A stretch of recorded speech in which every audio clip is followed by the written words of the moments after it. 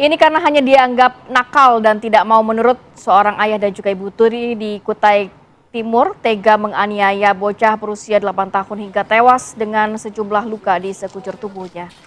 Inilah EP, ibu tiri dan juga SW, ayah kandung. Pasangan suami istri ini asal Sangatta, Kutai Timur ditetapkan sebagai tersangka penganiayaan anaknya sendiri yang baru berusia 8 tahun hingga meninggal dunia.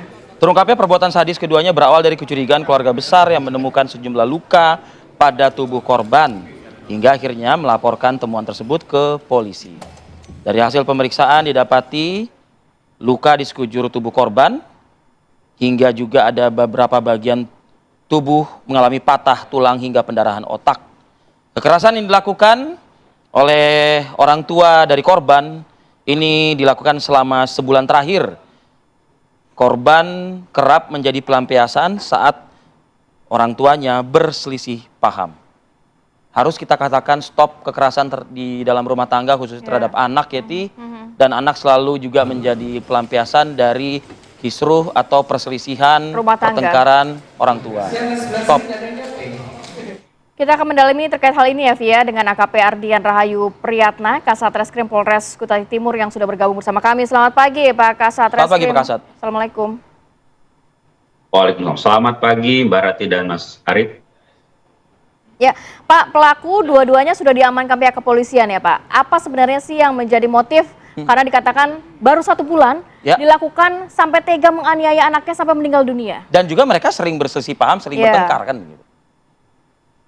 Baik, yang pertama kami dari Satreskrim Polres Kutai Timur berbela-sungkawa yang sedalam-dalamnya kepada keluarga besar korban Ananda MA, yang mana Ananda MA ini menjadi korban kekerasan secara verbal dan kekerasan secara fisik yang dilakukan oleh kedua orang tuanya, hingga menyebabkan Ananda MA menghembuskan nafas terakhirnya pada 3 September pukul 1 dini hari. Baik, bisa kami jelaskan motif terkait dengan kejadian ini berawal dari kekecewaan dan berawal dari ketidakpuasan ibu tiri korban, yang mana ibu tiri korban ini selalu merasa marah ketika anaknya sulit untuk diberitahu dan sulit untuk dinasehati. Karena sulit untuk diberitahu dan dinasehati, anak ini kerap menjadi pelampiasan daripada ibu tiri ini, karena ibu tiri ini seringkali sebenarnya berkomunikasi dengan suaminya untuk ikut mendidik dan ikut memberikan nasihat terhadap anaknya agar anaknya bisa lebih menaati dan menuruti kedua orang tuanya. Tetapi daripada suaminya ini menghiraukan, terkesan acuh dan tidak mau ikut mendidik anaknya dengan baik, sehingga ibu tiri ini, tersangka kita atas nama inisial EP, itu kerap melakukan kekerasan terhadap anak tirinya hingga meninggal. Kalau kita baca di narasi tadi, memang cukup memprihatinkan ya, luka-luka yang diderita oleh korban ini. Ada juga sejumlah barang bukti ya yang turut diamankan di layar kaca. Kita tadi melihat ini perilaku kejam yang seperti apa sih yang dilakukan terhadap korban ini? Baik, dapat kami jelaskan hasil daripada penyelidikan di lapangan dan hasil dari otopsi yang dilakukan oleh dokter forensik di Rumah Sakit Umum Daerah Kudungga, bahwa kekerasan yang dilakukan ini kekerasan akumulatif selama 1 bulan, yang mana ibu tiri ini melakukan pemukulan, kemudian melakukan kekerasan secara verbal terhadap korban ini dengan melakukan pemukulan secara brutal, baik itu di sekujur tubuh menggunakan kayu balok, kemudian menggunakan sapu sehingga patah. Dan di situ sebenarnya ayah kandungnya itu mengetahui. Nah, namun ayah kandungnya bukan melerai atau menyuruh berhenti terhadap istrinya ini untuk melakukan kekerasan, malah ayahnya itu ikut melakukan pemukulan terhadap anaknya, dan kerap kali anak ini sering dibenturkan kepalanya kepada barang-barang yang ada di rumah serta tembok di rumah, sehingga hasil dari pengecekan di TKP tadi bisa dilihat ada bercak darah dan banyak tembok yang jebol akibat hantaman kepala dari anak tersebut. Kemudian hasil dari otopsi juga dapat kami jelaskan bahwa anak ini terdapat kekurangan gizi, sehingga di lambung sebelah kirinya selama 24 jam tidak terdapat makanan. Artinya keterangan dari dokter bahwa anak ini tidak diberi makan, korban ini selama 24 jam.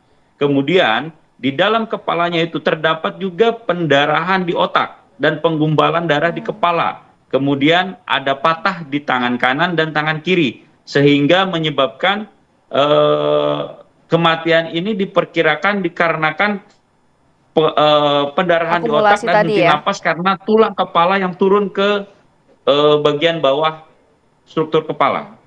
Demikian. Ya, Pak Kasat, korban ini hanya tinggal dengan para pelaku saja ya Pak? Tidak ada anggota keluarga lain. Dan ibu kandung korban ini kemana Pak?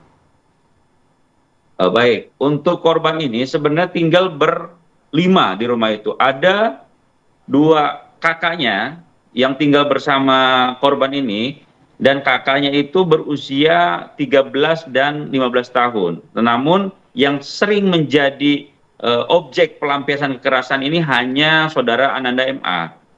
Kemudian untuk ibu korban ini sudah lama meninggal dan sudah bercerai. Jadi pasangan suami istri ini menikah secara siri sudah 1 tahun lamanya. Baik, konstruksi hukum terakhir, Pak Kasat. Baik, terhadap permasalahan ini kami jerat para tersangka ini dengan pasal 80 junto pasal 76C Undang-Undang Nomor 35 Tahun 2014 dengan ancaman hukuman 15 tahun penjara. Baik. Terima kasih banyak AKP Ardian Rahayu Priyatna, Kasat Reskrim Polres Kutai Timur sudah berbagi informasi. Semoga Pak Kasat juga ditemukan bukti-bukti baru dan lainnya begitu ya, agar pasalnya mungkin bisa dilipat gandakan. Berlapis ya. Ya, kita berharap seperti itu, dan sekali lagi stop kekerasan terhadap anak. Terima kasih Pak Kasat, selamat bertugas. Mengingatkan jadi kisah Ari Anggara ya, tahun 84 yang juga cukup heboh pada saat itu. Iya. Dan pelik sekali memang dalam persidangan hukum dari kasus Ari Anggara itu juga kemudian diangkat juga menjadi sebuah film. Oh. Pada Kalau tahun 84 saya belum lahir, Revi. Ya, itu Jadi dia. mungkin Kita turut terima kasih prihatin atas informasinya. peristiwa yang masih saja terjadi Betul. di tahun 2025 ini. Oke. Ya, semoga tadi Rivi mengatakan pasal-pasalnya semoga bisa berlapis dengan temuan bukti baru yang diamankan oleh pihak kepolisian. Oke, kita harus jeda dulu sejenak, nanti kita hadirkan informasi dan juga perbincangan terkait dalam pertemuan dengan sejumlah pemimpin redaksi media nasional di kediamannya di Hambalang, Bogor, Jawa Barat akhir pekan lalu. Presiden Prabowo Subianto ini menyebut 3 fokus utama pemerintah. Seperti apa kita akan bahas selengkapnya saat lagi, tetap bersama kami.